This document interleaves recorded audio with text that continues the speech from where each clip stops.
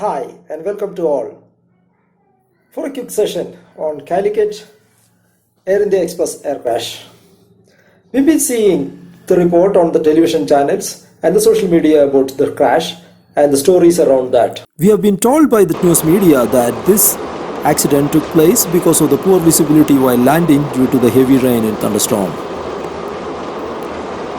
We all know that a bad weather occurrence and poor visibility is a common phenomena across airports around the world. So, the quick question here is, can we land an aircraft when the visibility is poor, especially on a bad weather? The answer to this would be yes and no together.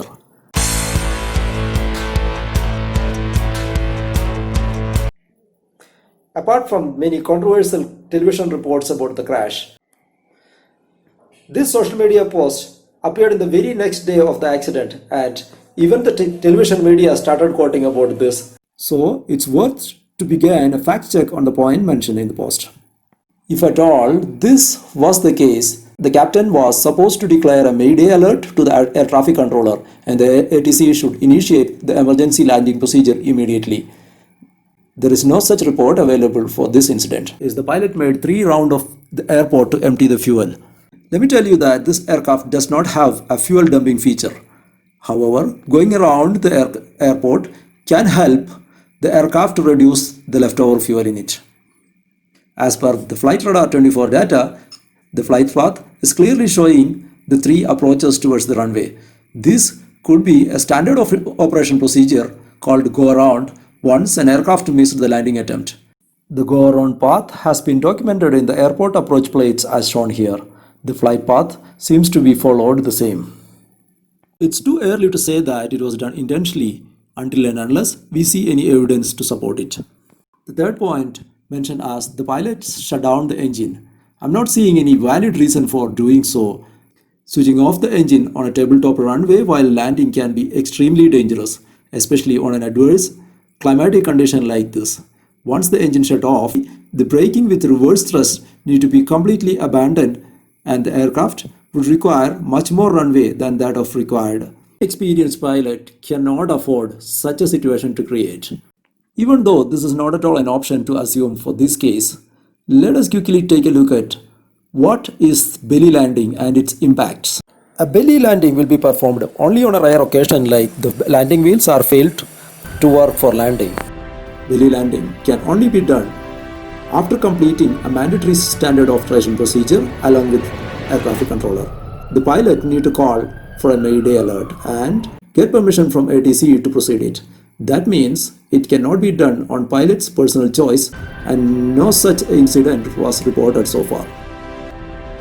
In this case, the aircraft will be directly landing on the runway, sliding through its metal body on the ground. This will generate potential heat as well as fire, as you can see in the visuals. In most of the cases, the runway can be severely damaged and the runway need to be shut down till its repair. It should be noted that the runway along with the airport was fully functional within 12 hours. After checking the above facts, anyone can understand that the narrator would have used his imaginations to create a sensational story around the incident. Runways are always marked with optimum touchdown point and an clearance of that, which is 500 feet after this point and 500 feet before this point. This is mainly to help the pilot to aim and target the right place. As per the specifications, Boeing 737 aircraft requires a landing length of around 2 km in the runway under fully loaded wet condition. There can be numerous reasons for an aircraft to miss its touchdown point while landing. The captain will be the first person who assesses that and go for a course correction immediately. This would be one of the most difficult exercises which a pilot can encounter in his life. Accidents due to runway overshoot is reported around the world, and the closer one for this is from Turkey. Pegasus, a low-cost airlines, crashed into the runway in almost the same way as the India Express crashed in Calicut. Even the aircraft was damaged pretty closer to what we have seen in Calicut Aircrash. A Turkish carrier met with an accident during the beginning of this year. This claimed 3 lives and many injured. The fuselage, the main body of the aircraft, has broken into three pieces, pretty similar to what happened to the Air India Express. The same airport witnessed another runway overshoot from the same airlines. Surprisingly, as it was not climbed any life and the aircraft has come to a complete stop few meters before it dipped into the Black Sea. An expert pilot can even manage this situation, but it all depends upon when is he going to take such call to maneuver and abort the landing. Let's look at how an Emirate pilot managed the same situation that when he misses the runway. The success of this exercise would be decided by two factors, that how early the captain has taken the call and how long he has taken to complete this activity. Let's look at the case if the touchdown was little later in the runway.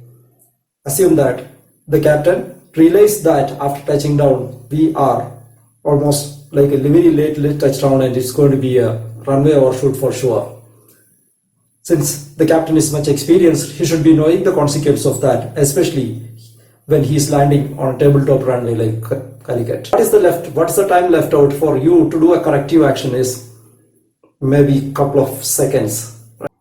As I mentioned previously, the success of an aborted landing will be depending upon what time the call has been taken.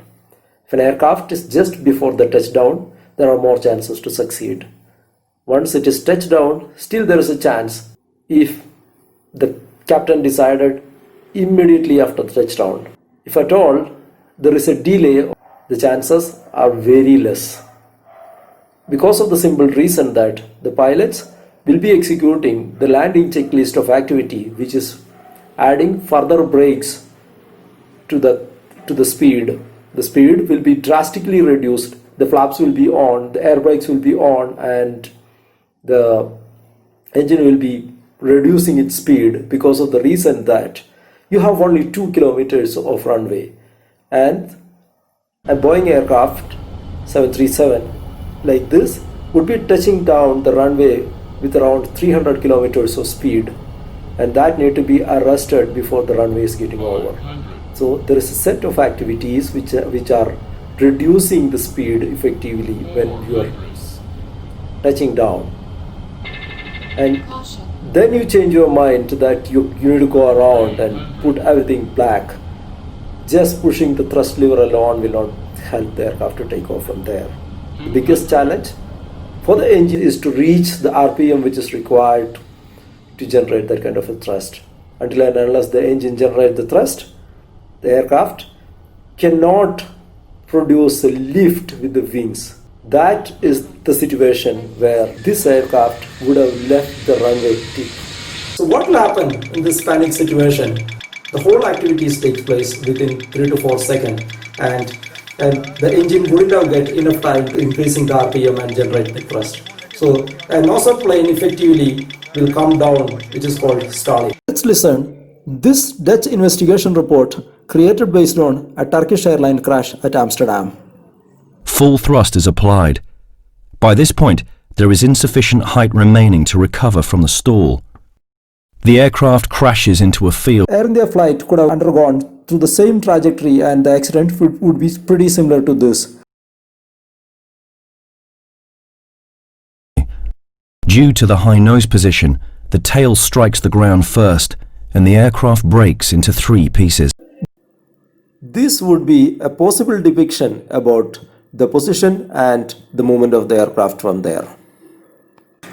If you see the records of the aircraft, the maximum damage would have happened to the people on the front side of the aircraft because the impact of the hit on that part of the body was very high. If you have an immediate question as how do you reach into that conclusion so easily, here is the photograph. If you look at the cliff behind the accident spot, basically behind the tailplane, the grass is intact and no sign of any tear and wear after an aircraft was slided down from the top. There is no sign on the cliff as how the aircraft is slipped down from there. That means it's not slided down through the cliff, it was flew down, and this would have been a possible path where it flew down. Thanks for your time, for being with me in this analysis. If you have any comments, please leave it under this video. Please give me a thumbs up in case if you like this video. Thank you.